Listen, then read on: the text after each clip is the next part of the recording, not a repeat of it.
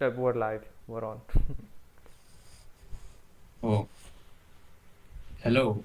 Didn't see you there. They can't. This is the podcast. They can't see us, man. Yeah. This is the podcast. If you're listening, good. If Yeah. you're not listening, please the criminally outspoken podcast. Um, what date is it today? It's sometime in Feb 24th. Are you, time is relative. That's why I want to fuck it. Bro, what? Excuse me. Uh, I mean, I was just saying that. Are you sure it's 24th of February 2024? Yeah. Pretty sure. Pretty sure. Okay. Yeah. Speaking of fucking, No. uh, How was your Valentine's?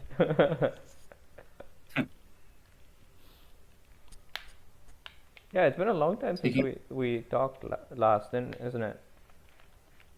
yes, Because I've been doing these. it's not Yeah. just talking 7 minutes ago.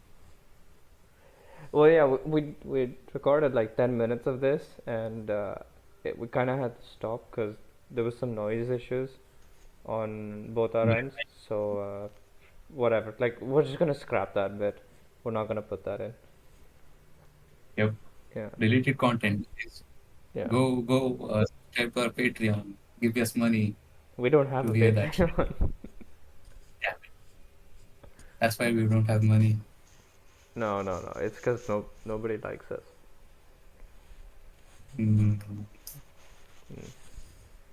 And so anyway, we were talking about um, how men and women have different temperaments and how different their performances are. Like you can train up an average guy, and he's just gonna, basically be on the level of any women Olympic athlete when it comes to their sport, in a very short period of time, comparatively. Like that's just how they work. And what did you mention after that? I don't recall. being stuck at a very low level. About what? Take the example of okay, so let me tell you a nice little story. Yeah. Um, I'm currently in my third year of college. Mhm. There are some companies that come for they come to offer some summer internship programs to Yeah. students, and a surprising amount of companies just come for this thing called a diversity hire. Yeah. So, okay, our batch strength in computer science is around 250, and the amount of girls that are here are something like 20, 25, around 1/10. Okay. So, tell me how this is fair. Around one third of the companies that have come here, maybe a little less than that, but still one third around, approximated to that. Mhm. They say that they only want female engineers. Yeah, that's fucked. You see that a lot I these don't even. days in most hiring companies. Like most companies that are hiring, most job offers on LinkedIn. Like 2 years ago when I was applying for summer internships, um, there was a huge campaign where they were only hiring 10,000 black interns on LinkedIn. So like, you don't even get equal opportunity. People talk about equal opportunity. It's not equal. It's really not. Yes. And to top it off, like you have regular entries, right? For let's just say you have a role, everybody's applying to it, right? So anybody can apply, male, female, black, brown, white, um, whoever you are, it doesn't matter. Everybody can apply to this role. And then you have roles like, uh, you know, for women only. So you're telling me that women can apply in the open category and in the female category. So they have twice the chance of getting selected and hired with the same application. Like, what the fuck is that, man? It's obnoxious. And not to mention, in India we have the caste system, so there's reserved seats. So you take all that into consideration, and the people left in the open category are just, we're fighting for scraps. We really are. Let me give you a counterpoint here. Yeah, go for it. So, okay, we're talking about identity, right? Like people getting hired or people getting certain kinds of bonuses just for who they are, their identity. Yeah, You are born as a man or as a woman or as a black person or whatever, right? yeah, So, like I said, evolving backwards, you're giving someone a certain kind of bonus just because of the way they were born. yeah. But here's the thing: is that really But evolving backwards? Because I don't think that really left our culture at all. how do you mean? Because you look at, okay, have you noticed the type of treatment attractive people get versus us, or just like an ugly kid? Have you Mm, seen the difference? Because it's way more pronounced in in some countries. At least what I've noticed is you get a lot of preferential. Because my best friend in the UK, he was, typical uh, good-looking guy, white, uh, and he got so much preferential treatment in so many cases, just because, you know he's gifted with some looks that women prefer or society prefers. That never really, like, he'll get more offers, he'll get more opportunities. People will just be nicer to him while interacting with him, just while talking to him. um, he can go anywhere, he can be anywhere and not be out of place. But that's not true for me or a couple of my other friends there. It's harder, and mm, especially like when you want to approach uh, anybody, especially women.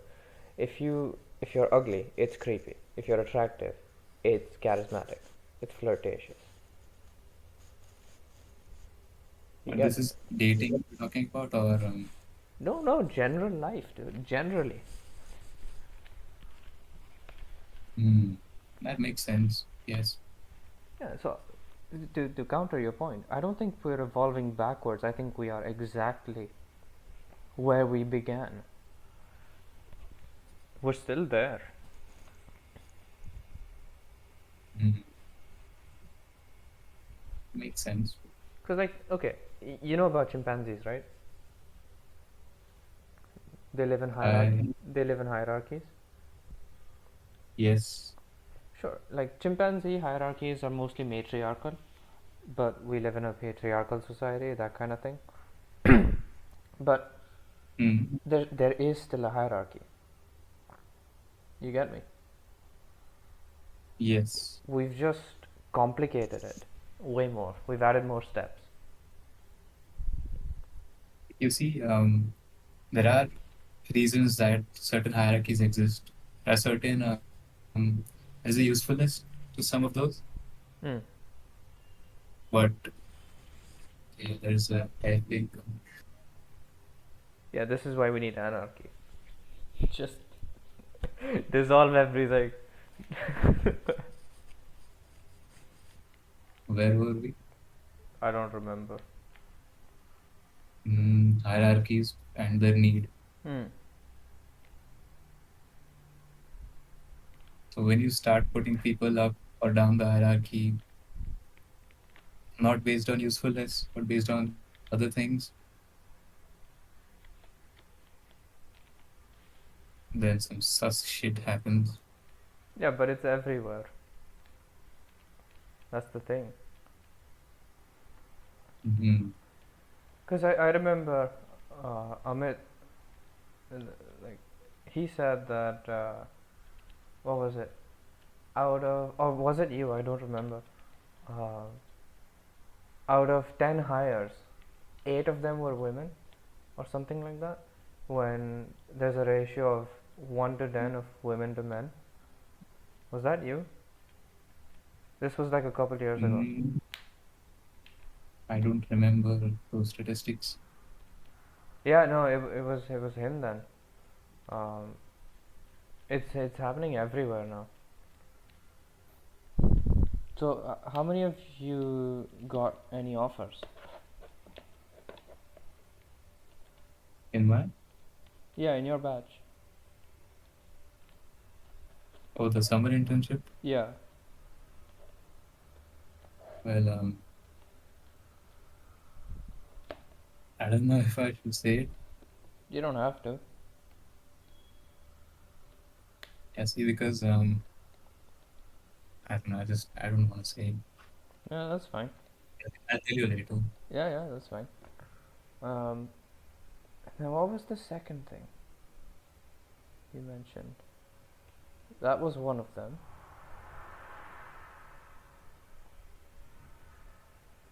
Can you open the WhatsApp list again? Mm, The alternate Indian all, colonial history. yep. What was that? So do you know the concept that history is written by the winners? Yeah, So and you also remember, like you also know about like the kind of things that happened during the colonial period in India. not very well, but yeah, Basically, yeah, they fucked us, pretty much. the Yeah, entire country, pretty bad. Yeah, yeah. and in doing so, they also destroyed and amended very drastically some of the very important intellectual pieces, important and potentially influential, some good resources. For example? So, okay. Mm, yeah, that was the assignment that that's what we have to do. Oh, I will okay. be doing Okay. that tomorrow. Yeah, Is that like for your, is that homework or something? that is some coursework. That's coursework? Okay.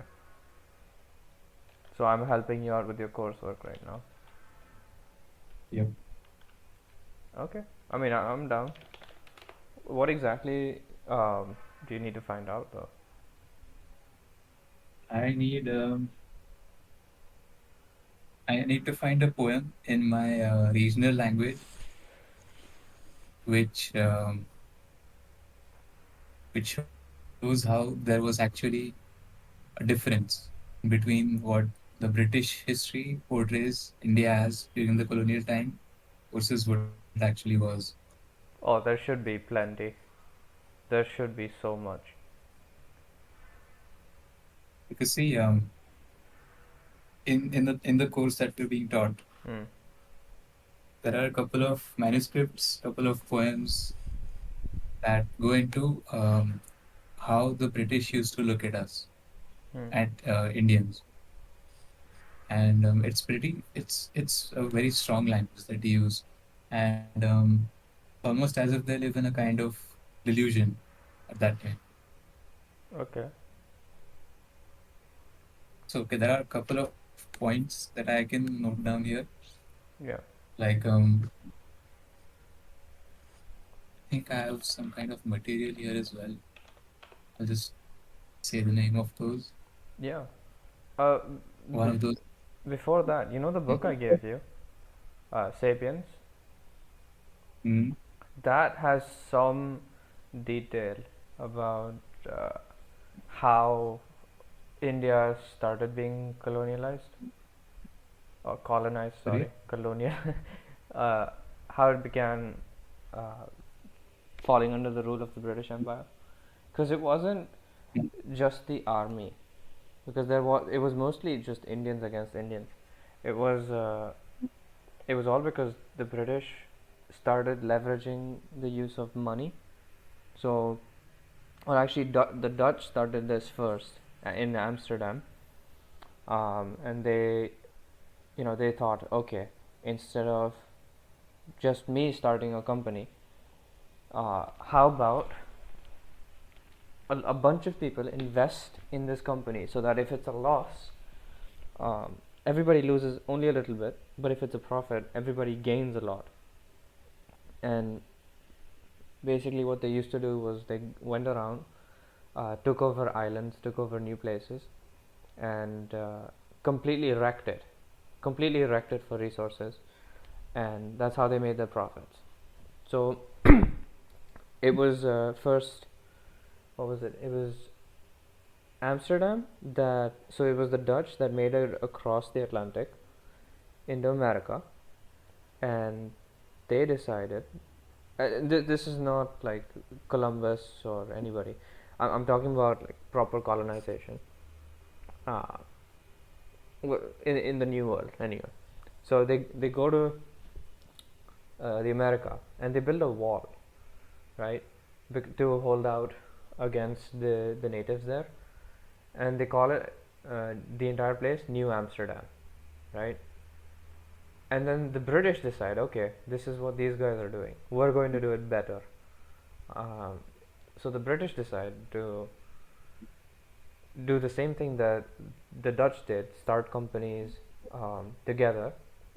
And one of the oldest examples of that is the East India Trading Company. You know about that one. Um, that's still going on today, and that's from like the 1700s or something. So they decide to uh, do this as well, and they make it across to America and drive out all the Dutch people there. They burn down the city. They destroy the wall. They call it New York, right? And the wall that they destroyed, you know what they named it? What? They built a road on top of it, and they called it Wall Street. Mm. So what happened exactly was they started taking over all these Indian lands, and they enticed us with money essentially.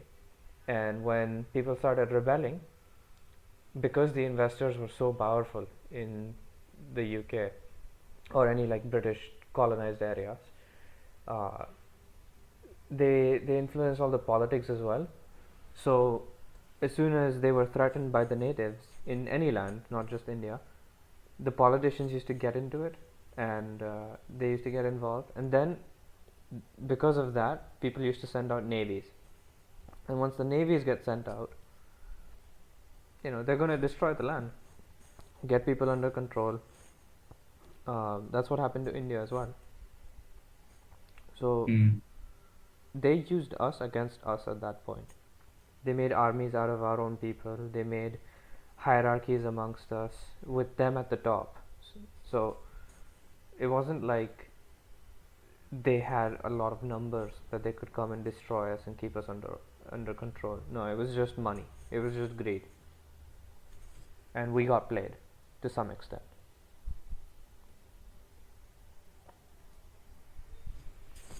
But I don't know the details. Like, what was it like before? So I have a couple of material that goes through how the British used to look at Indians Mm-hmm. or how we were portrayed. Okay, so the East India Company and a few of the other people from Britain used to come here in India Mm. for their business or for whatever purposes. And they used to write back about India. Even sometimes people who have never been to India write about it, have written about it. And that is how actually they popularized the movement to colonize India because of the way that we were portrayed. Like, this backward, primitive, rude kind of people just need to be purified, colonized, whatever else. Hmm. That's how the movement actually got popularized in the West, this colonization. Damn. Yep. So, do You you have know Rudyard? Rudyard Kipling? Hmm? Yes. Yeah, I know the writer. Yeah. Yeah. So he has a poem called "The White Man's Burden," Okay, let me look it and up. it goes in. Yep. Go ahead. If you want, I can send it to you as well. No, it's fine. I'll look it up. Rudyard Kipling. Yeah, go on. Yeah. So it's not certain whether he's using sarcasm here or genuinely using whatever kind of comparisons that he is using. But yeah, just to put in the spotlight some of the things that he said. Mm. Um, I'll just read through the first paragraph here. Yeah.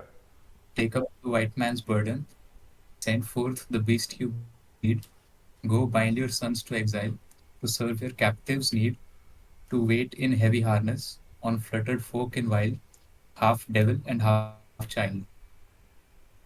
Oh, I This think you poem missed a line essentially, there. Or am I looking at a different version? I may have, not sure. Uh, Mine goes. So the last four lines they go to wait in heavy harness, on fluttered folk and wild, your new got sullen peoples, half devil and half child. Mm. I think there was a line missing, or like an extra line that I said.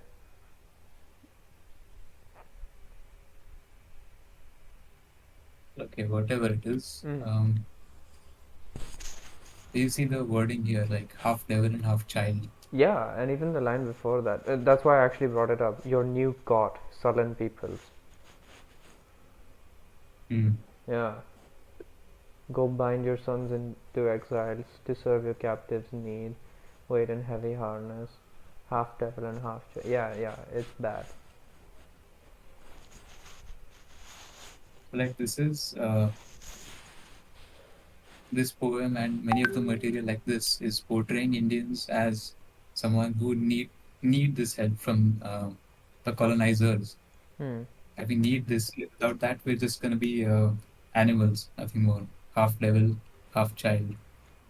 Half devil means like they portray us as rude people who are very barbaric, violent, and half child means innocence. Like we don't know much. We don't really have any kind of curiosity for, well, not curiosity, but any intellectual prowess collectively in our society. Hmm. That's the kind of portrayal that's happening here. Yeah. And he wrote this when he was in Mumbai or London?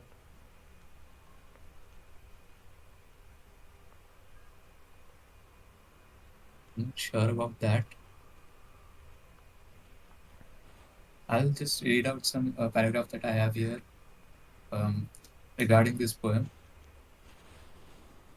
Um, it basically goes over the fact that Kipling wrote this to urge the US to take up the burden of empire, as had Britain and the other European nations, published in 1899.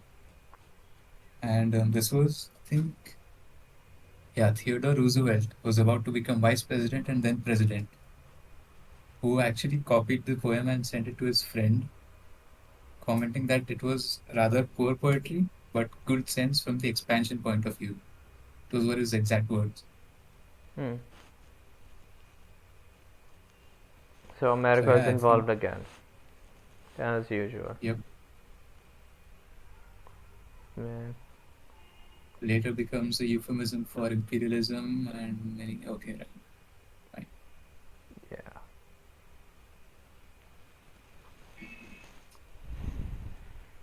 I'm getting a call. Give me 2 minutes. Okay. Okay. Yeah. We're back. Right. Yeah. I also have some material. This is, do you know Lord Macaulay? Have you ever heard that name? Who? Sorry? Lord Macaulay. No.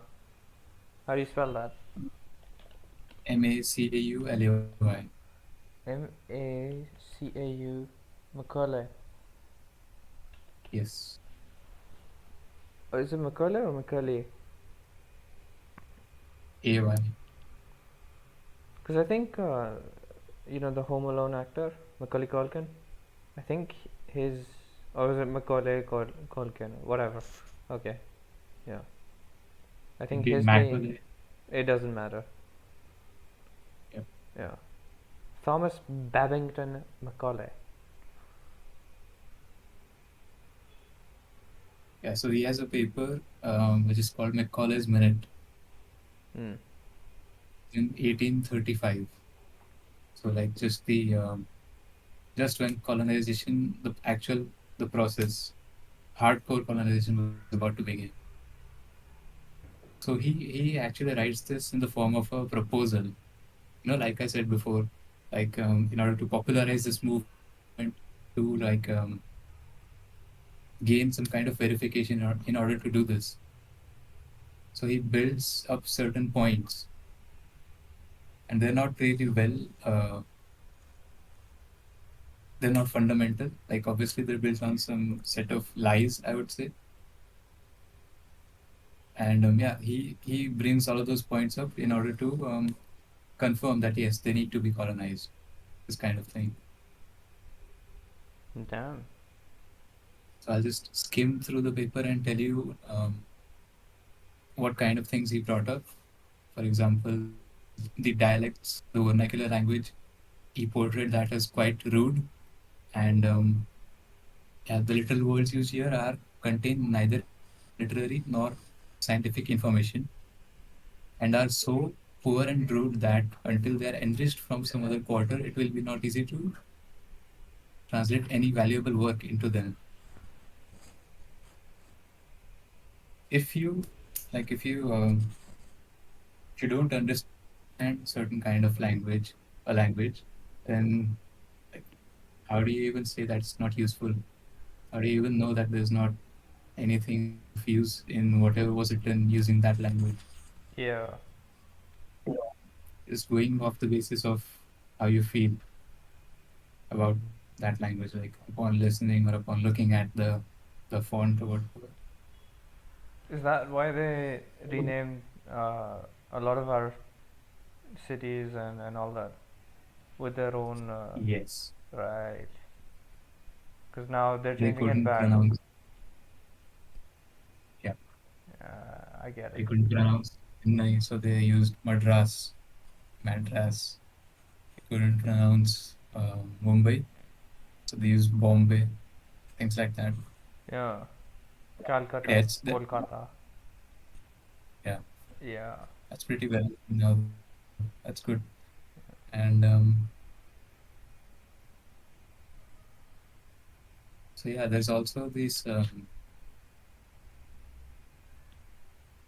Like he points out that there should be English schools um, built up for these people, for us, and the funding that the local vernacular language schools get, those in Sanskrit or whatever, Marathi, Tamil, etc. Those, that kind of funding should not be given to them. Instead, they should be Wow. taught in, Wow. Okay. yeah, because our language is, that proved and whatever. कुछ भी. Yeah, like it's in so much detail, bro. Like the whole paper, 4 pages. He goes through all of that. He just like it's not built upon anything really, but Which paper is this? like he's. Is I can send it to you. it's This is Lord Macaulay's Minute okay? So he wrote against all of this. Like sorry, against. against our people. He wrote four Yeah. pages of this kind of stuff. This is an extract that I have of 4 pages, but it might be longer. Oh wow. Idiots in power. And all of this is portrayed as like the English is doing a favor by by by making these kind of schools and by stopping the funding from our local schools. Yeah, but even today, like their influence has really wrecked our perception of pretty much everything. Um, we believe more in uh, like the westernized knowledge rather than cultural teachings. Like even me, like I'm a Yes. big culprit of this, right? I'll look at what America is doing, what research is being conducted there, what research is being conducted in the UK, and then go off of that. It's also because like it makes sense to me and it's gold standard and it's been proven and it's hard science. Uh, but and alternatively, like the teachings here, they weren't written down; they were orally passed down. They were oral traditions, um, and half this stuff can't be proven. More than half this stuff can't be proven. Whatever people believe here, there's no written document, so there's like hardly much to believe, right? You can't really put your faith in I, it. I'd say there were actually certain documents, but they were destroyed Oh yeah, that might also be or the case. lost. For sure, for sure. I agree with that. Yes, a lot of it was oral. Yeah, Yeah, that kind of thing is pretty volatile. yeah, Has its own pros and cons, yeah. kind of But then it's like information. it's like everybody is migrating towards the east now for some kind of knowledge. Like they're done with the Western world now. You know, last Hmm. 20, 30 years or so. Yoga. Yoga, meditation. Hey, hang on. Here's something very controversial. What's your take on homeopathy? Mm, not sure. Well, I will say one thing about it. Uh, the placebo effect, essentially. Yeah, yeah, yeah, yeah. Right, so that is a plus point from it. But other than that, I'm not sure. I think it's absolutely useless. But again, as you said, placebo effect. That makes sense, and I agree with that. I totally agree with that. There have been neuroscience. Well, okay, I shouldn't say that because I'd have to look it up. There might be some experiments about homeopathy that bring up this placebo thing. This that it actually does something. Other than that, I don't know. No, I haven't found any personally. Every single one just says it's placebo or worse than a placebo. Yep. So who knows? Right. But here's the thing: it's not even like this is something from the east. I think a German guy invented homeopathy. Mm, Have you heard about Operation Paperclip? not sure. It's I about don't think the so. Germans. So what happened was when in Nazi Germany when the war was like nearing its end, almost over, the U.S. secretly decided to get. Well, we know this by now. They decided to get like 3-4 thousand German scientists, give them visas and all, and come tell them to come and work in the U.S. for them.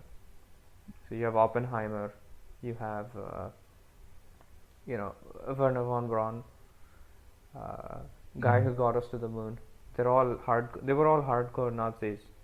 And this Operation Paperclip, it was kept secret for like 20 years, 30 years. And then they slowly started declassifying it. And so, it obviously it's the Germans doing all this, right?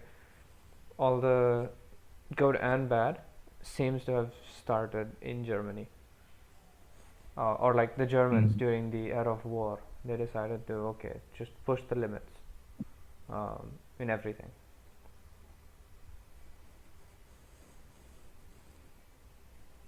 pretty crazy. Yeah. So that's the colonial, what is it? Alternate Indian colonial history, right? Next section, we have the weather. Next section we have the weather. Yeah, looking looking sunny. Yeah. Yes, it's very sunny in the night, of No. course. Clear skies, nothing to be seen except for Pollution. blackness. That's racist. Guys, is pollution racist? Should we cancel pollution? Yeah. Wait, actually, without pollution, the night sky would be a lot darker. And yeah, we'd actually see stars. Hmm. You don't see them anymore. Stars are white. Yeah. Pollution isn't letting the light through. When was the last time you actually saw any stars? Oh yeah, I can see them on my campus. Really? This is Goa is actually not that developed. It's not a big city. Okay. You It's didn't. a state, but you know what I mean. It's not that developed. So we do get to see stars and pretty nice moon and stuff here. Okay. All right. I mean, it's still pretty. It's like few stars here and there, not Hmm. that many. It's still like it's pretty nice. All right. I don't think I've seen proper stars in a very long time. You haven't looked in the mirror. Wow. Thanks, man. Ah, got 'em. I don't know whether that's a compliment or a whatever. But holes like stars as well. No, no, I can ask you this. no, Okay, no, if you want to deny the truth, if you want to stay in denial, that's fine. no. The black star I should be entering tonight. Please don't stop. That's what she'll be saying. Okay, Jeez. I think we're done. So Kafka, huh? Kafka, he Yeah. died of tuberculosis. Did he actually? He was pretty hungry. He couldn't eat, man. Couldn't eat shit. He died. Oh, poor guy. Yep. So why are we talking about him? Because he couldn't eat or shit, but he could shit out some pretty good literature stuff. Funny. He has a story called The Hunger Artist. It's about fasting, Okay. but it's not really. Dude, that's all his books. There's like a book where he's just ranting about a person becoming a butterfly or something. Metamorphosis. Mm. He makes no sense to me. It can be interpreted in so many ways. That's what makes him cool. But Or psychotic. that too.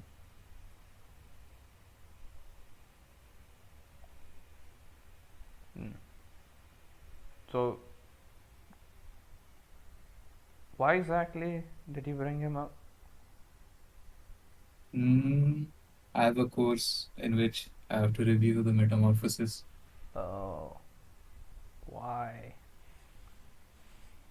It's a good book. Is it though? Yes, because it's so simple. You just said it wasn't. Did I? Y- y- Pretty sure. No, I just said, okay, here is the metamorphosis for you. Okay. Spoilers ahead.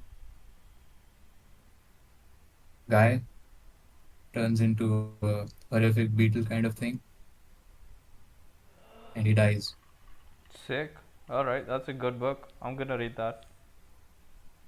Yep, 50 pages. That's it? Yes. Oh, that's easy. I can read that. But yeah, the interpretation can take you places, man. Hmm. All right. You want to get into it? Yeah, sure, go for it. Like I don't know anything about his work, so you. Okay, so bro was sleeping. Bro had a nightmare, woke up, turned into a fucking horrific insect. But then we later find out that he was a traveling salesman kind of a thing. Like he was the breadwinner of the family basically. Okay. And Wait, the beetle or the guy? the guy is the beetle. Yes. Okay. So yeah, the guy Yeah. before he turned into a beetle. It's not even beetle. Thing. Imagine like a very disgusting creature, Your mom. the kind that you just smash and eat. Okay. We call the poop ball Yeah. insect, the poop insect, like, the ball of poop from last episode. Yeah, that kind of a thing. Yeah. Yeah. Right. So he was a breadwinner and providing for his parents and for his sister, little sister. And when they find out the thing I was living in the room now, the beetle thing, the insect, they are fucking horrified at first. They don't know that it's him because he can't speak anymore. And later they somehow figure out that yes, that is the guy. That is um, Gregor Samsa, I guess his name was. So there is an immediate shift in the way that they start treating him. It's like there is a constant level of disgust, and they're quite frightened of him too. Like his sister was like, I guess, the most empathetic towards him, Hmm. and even she was like, the first thing that she did was when she entered his room, just like immediately go to the window and open it, and just take a big deep breath because of how disgusted she was. Oh damn. Sounds like an Yeah, everyday and event for me. damn. Yeah, man. And yeah, he When I couldn't don't really shower. ignore. Yeah, but, POV, you don't shower for 3 weeks. mm, Ah, so that goes exactly what we were talking about before. How people are based on looks. true. But this guy was, A beater. yeah, and he lost his utility too. Okay. Yeah, makes sense. It could also be that, okay. So towards the end, he starts dying. He was like, nah, I can't survive in these circumstances, not able to eat much. So he dies. He's like, nah, fuck it. Makes sense. And yes, and the family was kind of, well, of course, they were sad, but they might also be relieved that, yeah, this thing that was living in our house is finally gone. That's so mean. And there is also an ending scene, I think, where the sister, the parents are talking about like the kid, the sister, which is like, hey, she's turned into a nice woman. We should get her married and stuff. So this kind of, well, okay, I read this somewhere, like this kind of interpretation that the burden of providing or the burden of I guess, yeah, for a lack of better words, providing has now gone to the sister. Hmm. It's like a cyclical thing. Like, okay, this we kind of sucked out all of this utility from the guy, and he got like when he lost his utility and he died, it shifts now to the sister, and so on and so on. Okay, I can see that. Mm. So, like, imagine you turn into, like, let's say tomorrow you wake up in a turtle shell, right? What's the first thing that's gonna happen? Turtles are cool, man.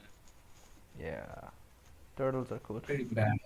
Yeah, it's a bad example, Like, it's pretty cool. Like, I would put all my possessions into the turtle shell Mm. instantly,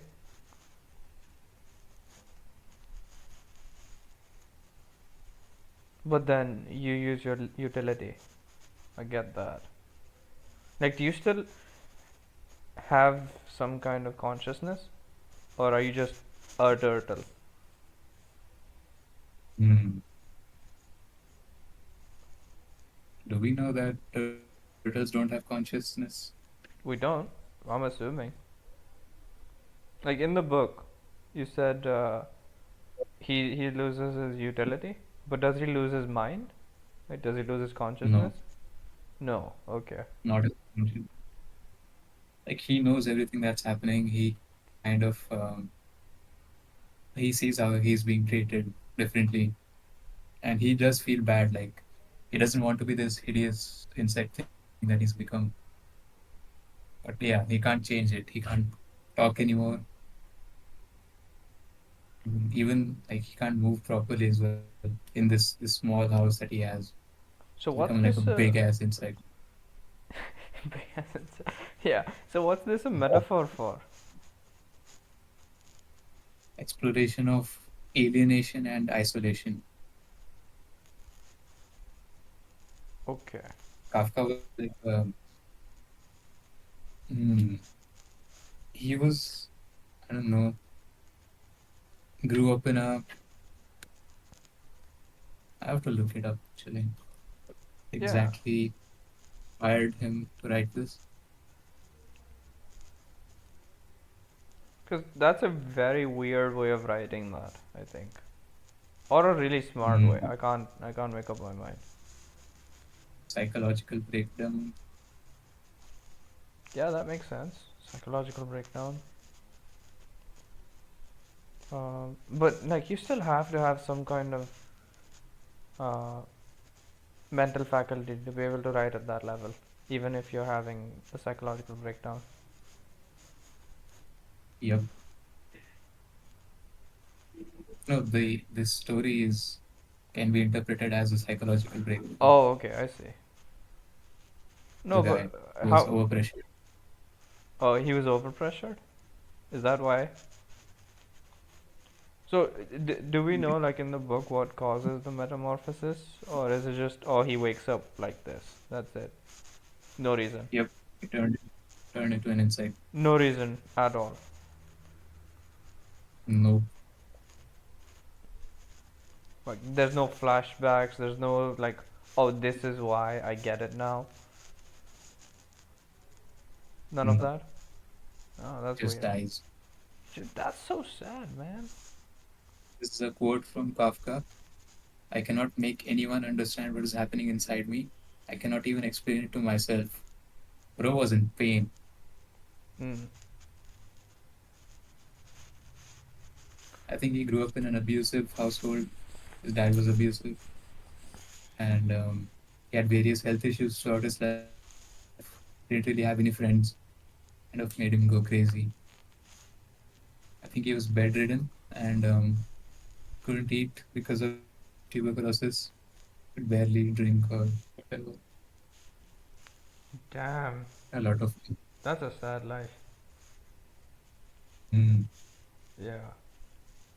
We are all trapped by various circumstances, work, economics, geography, or family, and we are all ultimately alone in our confinement.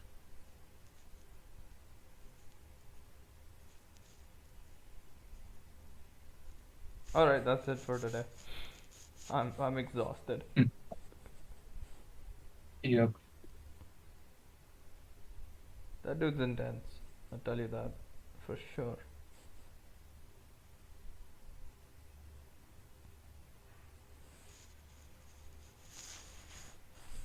I recently rewatched Harry Potter. Oh yeah, you were showing me. Huh. I finished the sixth movie just yesterday. Oh, that was fast. Okay. Watched one movie like every day or alternate day. Okay, On the weekend a little more. that's good. Yeah. It was like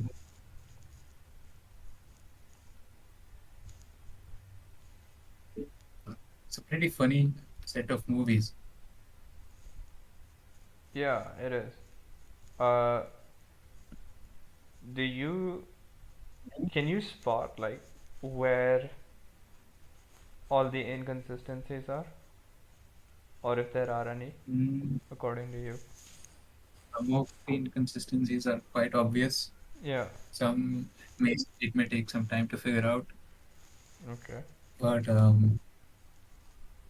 yeah, I mean the one obvious thing is that Harry being the chosen one throughout the climaxes, if you notice, of the various books, it's like he just lives. He just fucking lives. He's like, okay, I'm denying death. I'm denying any kind of evil plot that's been against me because, yeah, Plot armor. because the plot wants me to. Yeah. Yeah. Yeah. That's the part I don't like about the movies, right? Or the whole series. Like it doesn't make sense. At least let it be consistent. Mm. But this can actually play well into like what kind of audience you have, right? Yeah. If people like feeling special, like in their teen years or their early, like the child days, everyone likes feeling special, right? It's that special kind of treatment at childhood. Hmm. Like, hey, you're a cute little kid. I wanna do this, like do that. Pinch your cheeks, pinch, steal your nose, that kind of thing. Mhm. So that kind of plays into that. Like, okay, this guy Harry Potter, he's super lucky. He's the chosen one. He defies all odds, and things kind of happen to him favorably. That kind of thing. Right. But the thing is, right? So first of all, the series is not bad. I'm not saying that it's bad because J.K. Rowling actually managed to turn it into a well, she's a billionaire now. So like she did something right, you know, to make that much money off Mhm. of the series. But it's not consistent. Like imagine how much better it would be if it was just consistent. There's just way too many plot holes for me to actually like it. Mm. Um, That's fair. like let's say okay, you know the time turner, right?